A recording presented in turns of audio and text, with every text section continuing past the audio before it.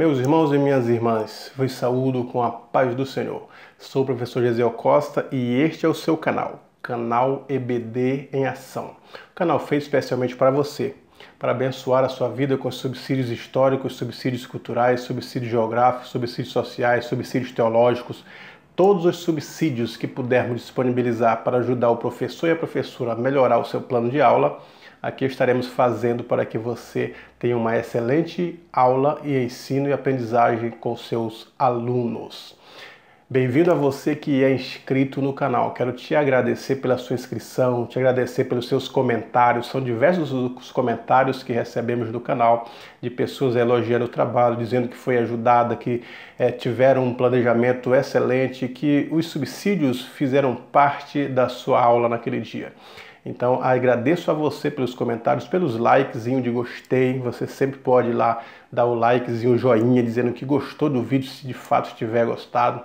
E também pode compartilhar, divulgar nos grupos, falar que nós temos este canal exatamente para auxiliar, para complementar, ajudar o professor e a professora de uma forma geral.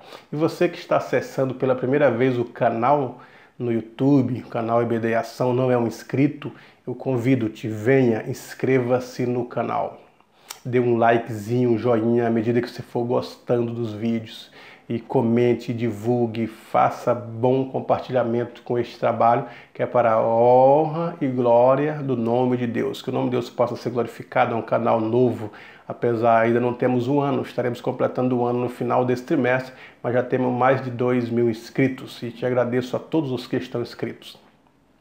Também o canal ele tem as lições do trimestre passado.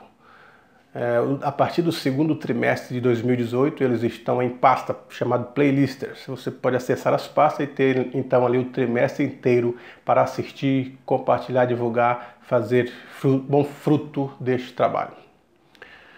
A lição de hoje, a lição de número 11, datada do dia 17/3/2019, traz o título Moisés, um líder vitorioso. E o texto do dia está em Deuteronômio 34:10. E nunca mais se levantou em Israel profeta algum como Moisés, a quem o Senhor conhecera face a face. A síntese: os milagres na vida de Moisés eram eventos naturais para Deus, mas para ele e seu povo eram sobrenaturais. Então nós temos aqui as palavras ditas em Deuteronômio que nunca mais se levantou um profeta como Moisés, um profeta manso, um profeta de qualidade, um profeta espiritual, com intimidade com Deus, que falava cara a cara com nosso Deus. Primeiro tópico da lição de jovem, nós temos a jornada de Moisés. E ainda no primeiro ponto diz assim, um homem com ideal. Qual que era o ideal de Moisés? Primeiro nós devemos observar que lá no princípio, quando Moisés ele nasceu sobre uma perspectiva egípcia de que todos os primogênitos deveriam morrer, todos os homens, porque a população de Israel cresceu mais do que a população egípcia. E os egípcios, os líderes, estavam com medo de que a quantidade de pessoas de Israel sobressaísse e eles pudessem tomar o Egito para si. Tamanha era a quantidade de pessoas em Israel. Então, a partir daí, todos os homens que nascessem, eles morreriam. E Moisés nasceu sob essa prerrogativa. A mãe dele escondeu ele por 3 meses, não podendo mais esconder. Traçou um projeto que Deus aprovou o projeto, colocou ele no rio, ele foi achado, foi buscado, foi tirado pela filha de Faraó. E Moisés foi parar no Palácio Real. E a sua irmã, que estava ali pronto para já dizer o segundo passo, era arrumar uma ama para amamentar e criar Moisés até ele ficar um menino de 4, 5, 6 anos de idade, até poder estar sobre o palácio independente dos cuidados da mãe, principalmente da mama. Agora, quando Moisés estava sobre os cuidados da sua própria mãe, ela ensinou a sua origem, dizendo da onde que ele veio, qual era a sua origem, que ele não era um egípcio, que ele fazia parte daquele povo que estava escravo no Egito. Contou para ele, a sua mãe contou para ele, Joquebede contou para Moisés que ele fazia parte daquele povo. Ele estava no palácio porque foi entregue. Foi entregue por quê? Para que a sua vida fosse cuidada e preservada. Que se ele estivesse com ela, ele morreria. Moisés entendeu isso desde cedo, desde pequeno.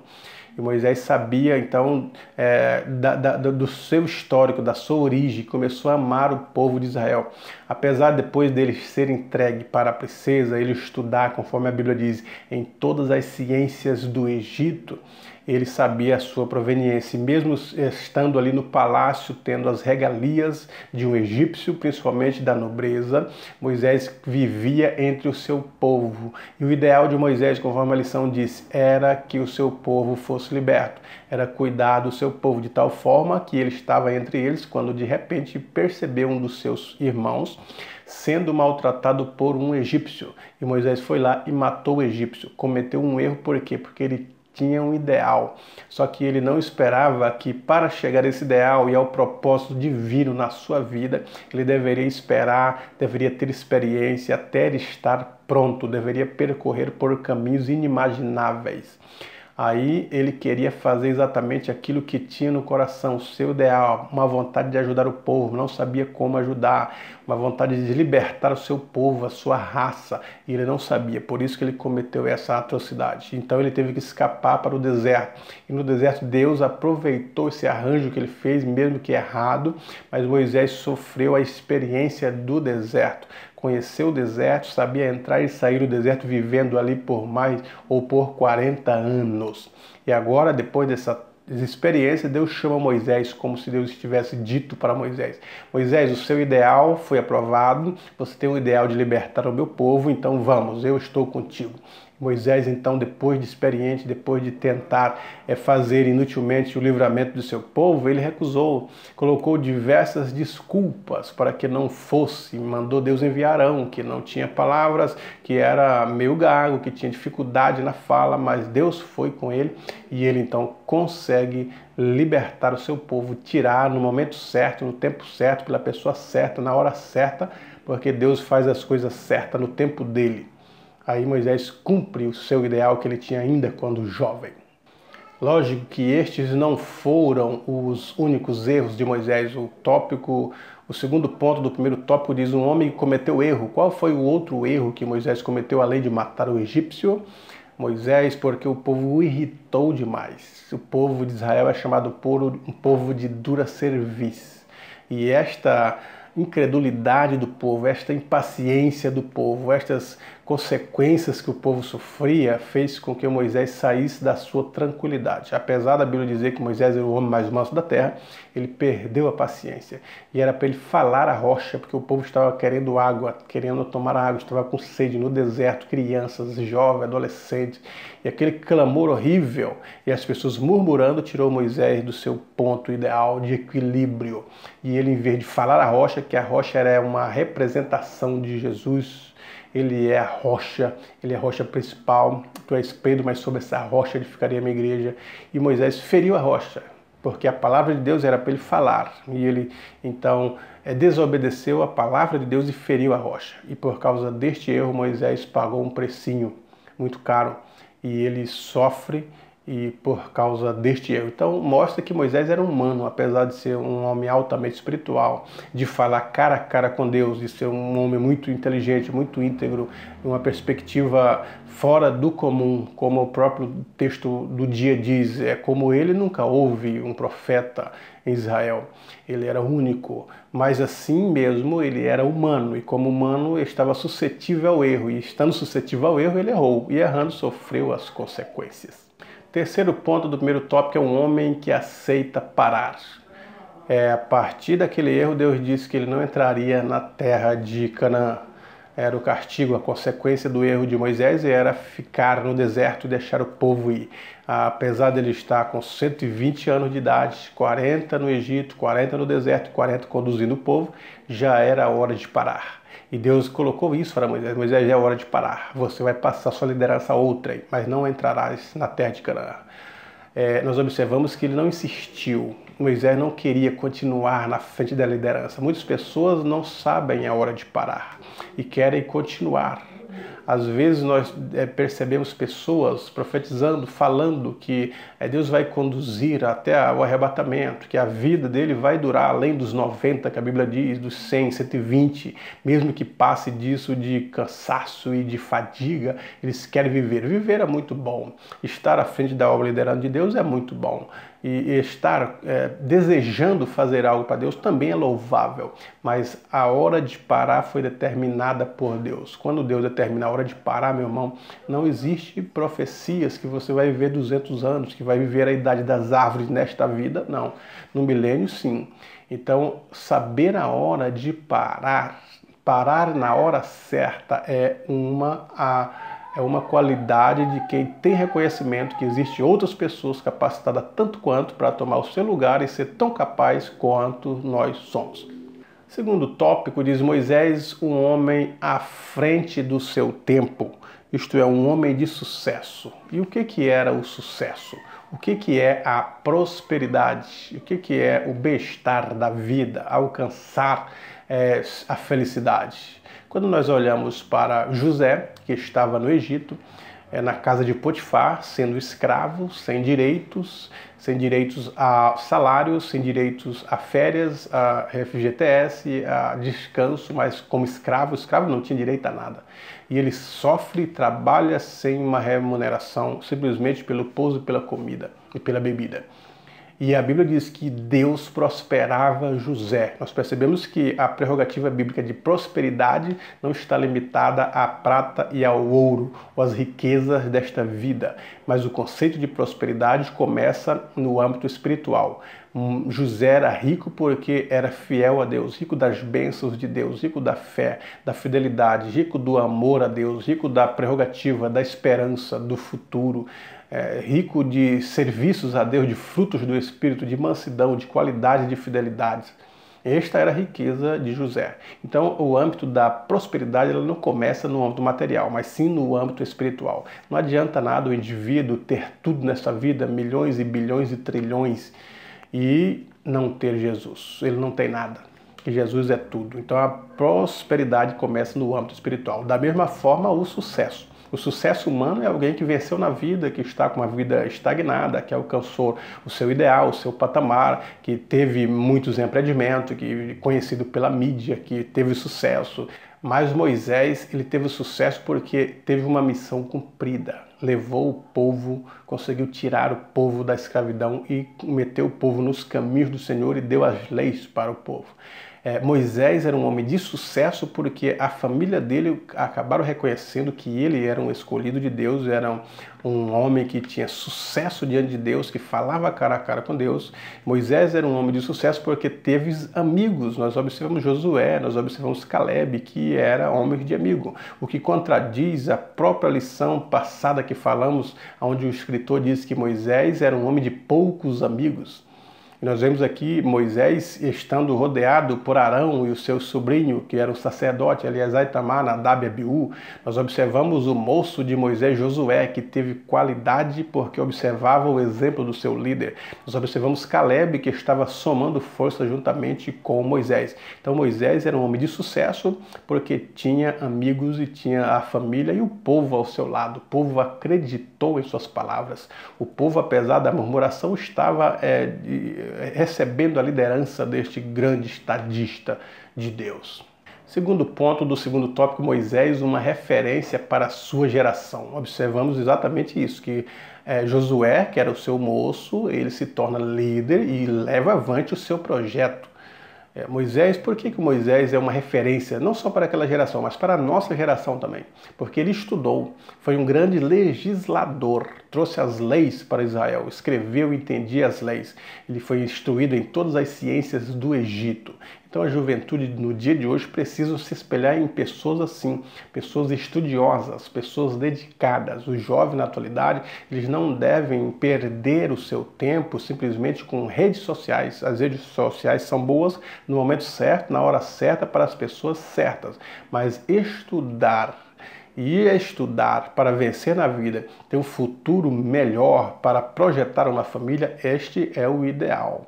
Observe também que Moisés era um homem, era um profeta, como nós já falamos e repetimos aqui, um profeta que não houve igual. E uma vida casta, uma vida de fidelidade, uma vida de santidade, uma vida de comunhão e afinidade com Deus. A juventude de hoje precisa também continuar, se não tiver, a ter essa afinidade com o Espírito de Deus, olhar para a obra de Deus. Enquanto estuda, serve a Deus. Enquanto serve a Deus, estuda. E vice-versa, dedicação geral nas coisas de Deus, compreender a palavra de Deus, observar a igreja de Deus, entender o que é o reino de Deus, saber o que é a maturidade cristã, quais são as suas perspectivas cristãs para o futuro. E também, enquanto estuda, enquanto se prepara profissionalmente, enquanto se dedica, enquanto se sobressai, enquanto aos demais jovens, precisa se destacar. Enquanto a juventude do mundo aí, eles têm N coisas para fazer nos finais de semana, seja o carnaval, seja a balada, sejam os namoros livres, sejam as bebidas, as drogas, os prazeres, o amor livre, o jovem cristão ele opta ao contrário disso.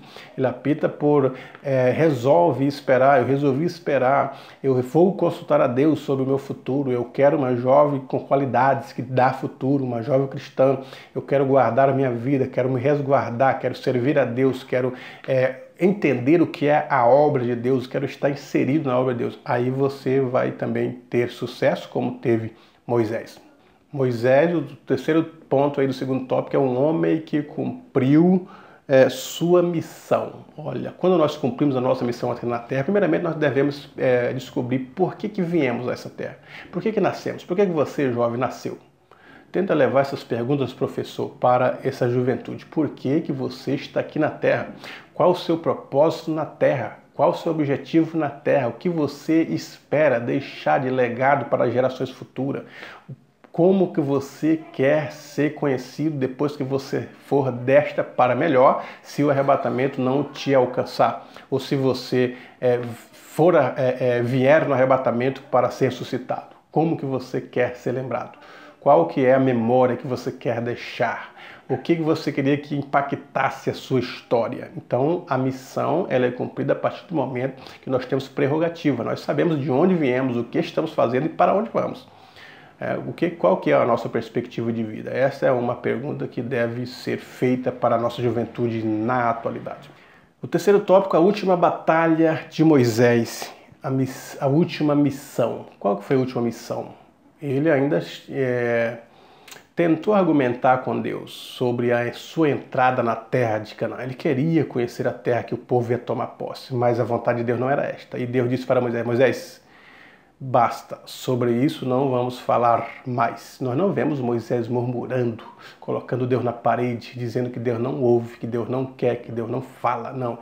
Moisés sabia quem era o seu Deus. Ele estava pronto a se submeter à vontade e à submissão divina. Então ele não vai reclamar com Deus, ele não se entristeceu, não se emburrou, não ficou pelos cantos resmungando que Deus não iria deixar ele conhecer a terra de Canaã. Mas Moisés simplesmente aceitou que seria o momento de parar, que estava com 120 anos, que deveria passar o cajado a outro, que a sua missão estava cumprida e que Deus estava com ele. Então Moisés soube exatamente que a sua missão estava chegando ao final. Cada um de nós, um dia, nossa missão vai findar. E devemos estar conformados e na direção de Deus para estar tranquilo no dia que ela findar. No terceiro tópico ainda, nós temos um subtópico dizendo um erro fatal, que diz que quando Moisés enviou para que fosse destruir as nações inimigas foram destruídas, mas as mulheres vieram. Exatamente aquelas mulheres que Baal e Balaão, sendo sugerido por Balaão que enviasse suas filhas para o arraial de Israel, para que eles pudessem prostituir, sair dos desejos de Deus e dos desígnios da sua palavra, então a maldição alcançaria eles por causa da consequência do pecado. Essas mulheres foram deixadas vir, foi um erro. Eles deveriam observar a palavra de Moisés, exatamente como fez Saul anos depois. Saul era para observar a palavra de Samuel através de Deus e matar a todos os medianitas, não trazer nada. Ele trouxe as ovelhas e ainda trouxe o rei Agag vivo. Então a palavra de Deus era para ser cumprida na sua íntegra, não na sua normalidade, não na sua parcialidade. Nós observamos que a juventude deve ter isto em mente. Quando for fazer a obra ou cumprir um propósito designado por Deus, fazer ele por completo. A obra de Deus é completa. Deus não quer só metade. Deus não quer você uma parte só. Deus quer na sua integralidade servindo a Ele e desprezando as coisas do mundo de livre e espontânea vontade. Não sob pressão, mas entendimento. Culto racional é esse. Você entender por que serve a Deus, por que quer ser diferente do mundo, por que você quer ser um jovem totalmente que as pessoas olhem e seja o contraponto deste mundo mundano. É isso que Deus espera da nossa juventude. O resultado desse pecado foi que Israel precisou passar 7 dias fora do arraial. 7 dias se purificando. 7 era na numerologia bíblica, é o número de Deus, o número da perfeição. Então eles precisavam se purificar para depois ser reintegrados novamente à sociedade e estar santos. É uma das prerrogativas da Bíblia para a juventude é essa, é santificar. Santificação é separação. Ser separado do mundo, não comungar com as ideias que o mundo coloca. A nossa juventude, elas estão no mundo, mas não são do mundo. Eles estudam numa faculdade, mas as ideologias que ferem a palavra de Deus, elas devem ser rejeitadas. Seja as ideologias marxistas, as ideologias de gênero, as ideologias a respeito do casamento, a respeito da Bíblia, da fé, de Deus, da nossa existência e da criação, deve ser pelo viés da palavra. Tudo que contrariar a palavra de Deus deve ser separado. O jovem deve ter o seu pensamento cristão, pensamento separado dessas imundícies que o mundo oferece. Qual que é a sua perspectiva de família, a sua perspectiva de fé, a sua perspectiva de povo da igreja? O jovem deve ter isso em mente para não ser levado por essas filosofias e esses costumes vãs e se desviar da vontade do Senhor. Santificação, em primeiro momento, significa separação. Cortar e separar as partes. É a santificação imediata. Quando somos cortados do mundo e perdemos o vínculo com o mundo, do pensamento do mundo, da visão mundana, e somos separados para o reino do Filho do seu amor. Agora com a perspectiva diferente, proposta diferente, entendimento diferente, busca diferente. E a partir daí, a santificação progressiva. Cada dia nós vamos deixando o que trouxemos do mundo, a linguagem, as vestes, os hábitos, o costume, o pensar. É a santificação progressiva que deve saindo e sendo cada dia mais aperfeiçoado, porque para isso Jesus Cristo deu uns para pastor, doutor, profeta, presbítero, querendo com isso o aperfeiçoamento dos santos, que é a santificação progressiva, até chegar à estatura completa de Cristo, quer dizer, até chegar ao grau de santidade do arrebatamento e vamos ser transformados. Deus em Cristo te abençoe, professor e professora, que a sua aula seja profícua, abençoada e que os nossos jovens cada dia estejam antenados com as coisas de Deus e fazendo a obra de Deus com entusiasmo. Deus em Cristo te abençoe.